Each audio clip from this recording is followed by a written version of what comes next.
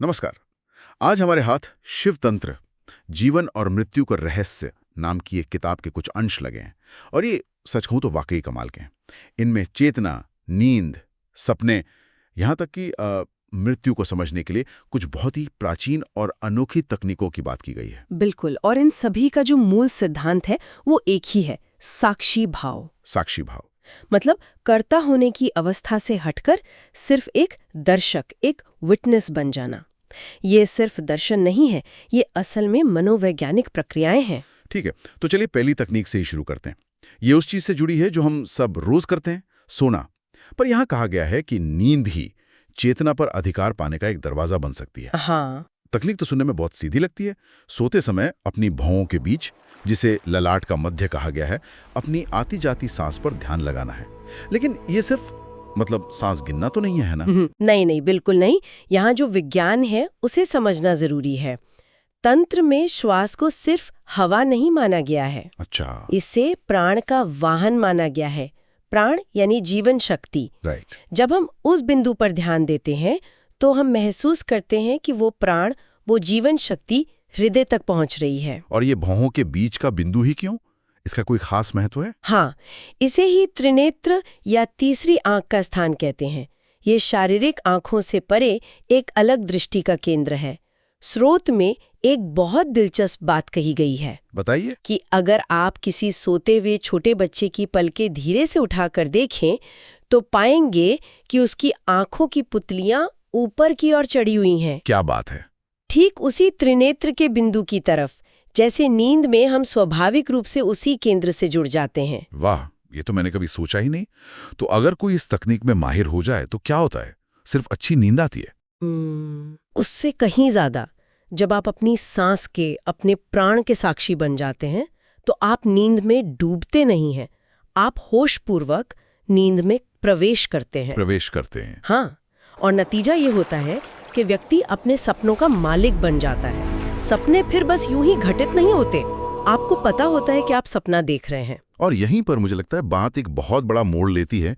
किताब का दावा है कि सपनों पर यह अधिकार असल में मृत्यु पर अधिकार से जुड़ा है। ये तो एक बहुत बड़ा दावा है। सुनने में बड़ा लगता है, पर इसका तर्क बहुत सीधा है। स्रोत कहता है कि गहरी नींद क्या है? वो एक तरह की रोज की मृत्यु है। रोज की मृत्यु। हर रात हम उस अवस्था में जाते हैं जहां हमारा मैं, हमारी पहचान, सब कुछ खो जाता है। और मृत्यु वो बस एक लंबी गहरी नींद है। मतलब ये एक तरह की जैसे रोजाना ट्रेनिंग है। बिल्कुल।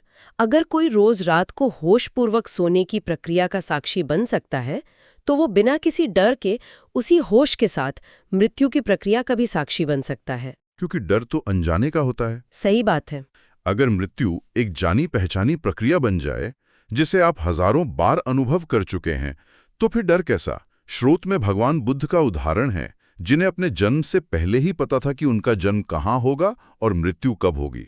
तो ये कोई कल्पना नहीं, बल्कि एक प्राप्त करने योग्य स्थिति है। हाँ, ठीक है, तो ये पहली तकनीक तो बहुत ध्यान केंद्रित, लगभग एक वैज्ञानिक प्रयोग जैसी है।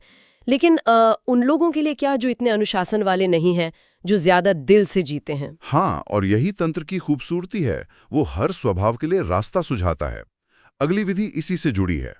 आत्यंतिक भक्ति के साथ श्वास पर ध्यान केंद्रित करो। भक्ति? लेकिन भक्ति तो हम आमतौर पर किसी देवी देवता से जोड़ते हैं।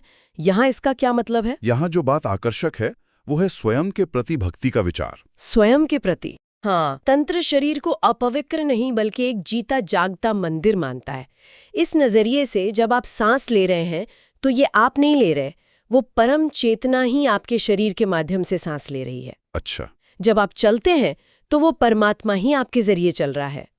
इस एहसास के लिए अपने शरीर के प्रति, अपनी हर क्रिया के प्रति एक गहरा प्रेम चाहिए। यही आत्यंतिक भक्ति है।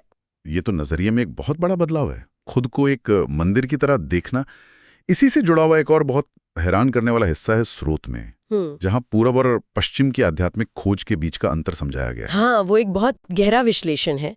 स्रोत बताता है कि बुद्ध और महावीर जैसे पूर्वी संत वो राज परिवारों में पैदा हुए। सब कुछ था उनके पास, हर सुख भोगा था। एक बिंदु पर आकर वो इन सब चीजों से ऊब गए। उनके लिए स्वर्ग का कोई आकर्षण नहीं था, क्योंकि वो तो पहले से एक तरह के स्वर्ग में जी रहे थे। सही बात है। इसलिए उनकी खोज स्वर्ग से भी आगे की थी, निर्वाण की, यानी पूरी तरह से मिट जाने की। और इसके ठीक विपरीत थे पश्चिमी पैगंबर। बिल्कुल। ईसा और मोहम्मद जैसे पैगंबर बेहद गरीब परिवारों से आए थे। उनके अनुयायी दुख कष्ट में जी रहे थे। उनके लिए जीवन ही नरक जैसा था। ऐसे लोगों को अगर आप शून्य की बात कहें तो वो कहेंगे हम तो पहले से ही शून्य में हैं। उन्हें एक उम्मीद चाहिए थी, इसलिए उन्हें एक ऐसे स्वर्ग का वादा किया गया जो बहुत खूबसूरत था, जहां हर तरह का सुख था। तो ये दिखाता है कि आध्यात्मिक रास्ते भी लोगों की जरूरत और हालात के हिसाब से बनते हैं। एकदम सही। एक सुख से थक चुका है, दूसरा दुख से। और तंत्र का ये भक्ति मार्ग इन दोनों से थोड़ा अलग है। इसका अंतिम लक्ष्य ज्ञाता को जानना है। ज्ञाता मतलब उसे जानना जो ये सब जान रहा है, सुख को भी दुख को भी, वो साक्षी जो इन सब के पीछे खड़ा है। ठीक है, तो अभी तक हमने सांस और भक्ति जैसे आंतरिक तरीकों की बात की, लेकिन स्रोत में कुछ और भी ज्यादा चौंकाने वाले तरीके भी हैं, जैसे कि मृतवत लेटे रहना। इसका क्या मतलब है? इसका मतलब है एक मुर्दे की तरह बिना हिले डुले पूरी तरह से स्थिर हो जाना। बिल्कुल स्थिर। हाँ, विचार ये है कि जब शरीर पूरी तरह से निष्क्रिय हो जाता है, तब चेतना को ये महसूस करने का मौका मिलता है कि वो शरीर नहीं है। जब तक शरीर हिलता डुलता है, हम उससे अपनी पहचान बनाए रखते हैं। किताब में इसी से जुड़ा एक गुरु के बचपन का अनुभव है। वो कहानी तो सच में हिला के रख देती है। हाँ, वो खलिहान वाली कहानी। वो इस तकनीक के असर को बहुत अच्छे से समझाती है। वो बताते हैं कि बचपन में एक रात उन्होंने खेल खेल में मृतवत लेटने का फैसला किया, और वो इतने स्थिर हो गए कि उन्हें अनुभव हुआ कि वो अपने शरीर से बाहर है, ऊपर से सब कुछ देख रहे हैं। हाँ, उन्होंने देखा कि उनके शरीर पे एक सांप आके बैठ गया और अपने पिता को घबराकर भागते हुए देखा। कहानी इस विचार को बहुत वास्तविक बना देती है। ये सिर्फ एक थ्योरी नहीं है। बिल्कुल, और यही इस तकनीक का उद्देश्य है। वो अनुभव तो संयोग से हुआ था, लेकिन इस विधि के अभ्यास से चेतना को शरीर से अलग करने की क्षमता विकसित की जा सकती है। इसी से जुड़ी दो और छोटी लेकिन बहुत ही अजीब लगने वाली तकनीकें हैं।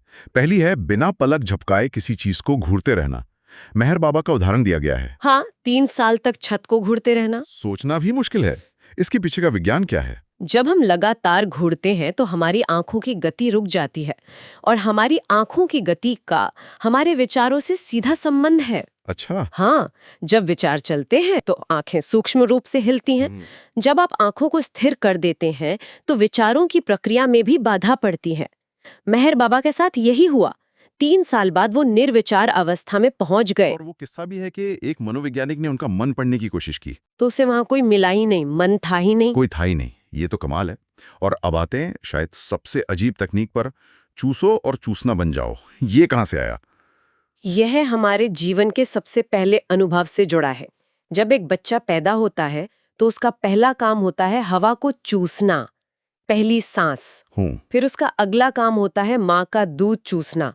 यह उसके अस्तित्व की सबसे मौलिक क्रिया है। सही। स्रोत का मानना है कि अगर ये अनुभव अधूरा रह जाए तो व्यक्ति जीवन भर अनजाने में उसी क्रिया को खोजता रहता है। मतलब आप कह रही हैं कि धूम्रपान या ज्यादा खाने पीने जैसी आदतों का संबंध शुरुआती अनुभव से हो सकता है? हाँ, किताब का तर्क यही है।